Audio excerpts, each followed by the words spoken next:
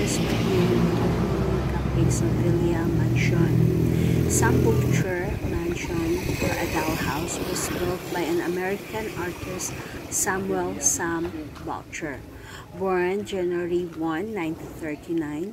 In the early 1980s, he is the founder of Precious Romance Collections, an international company foundation with Christian scholars.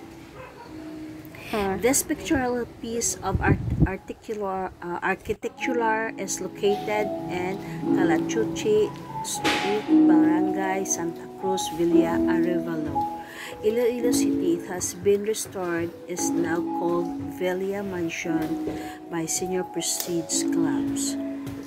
This mansion was deserted, worn out, and dirty for such a period of time, according to the Marjorie Don Morano, the husband of property director Mary Ann Morano. It's needed more and less 3 months and huge amount of money to refurbish the place to make it livable as possible.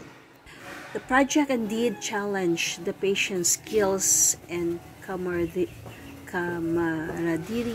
of the team. Senior Prestige Clubs, restoring the beauty and facade the extra charming property.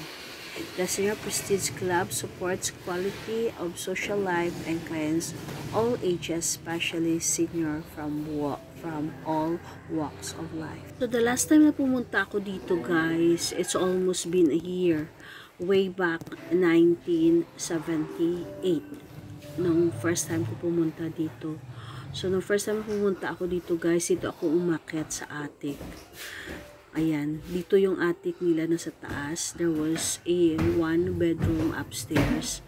Kaso lang di na ako tumuloy kasi sobrang taas, guys. Masakit na yung paa ko. So hanggang dito lang ako. Hindi na ako umakyat. Actually, I missed that place.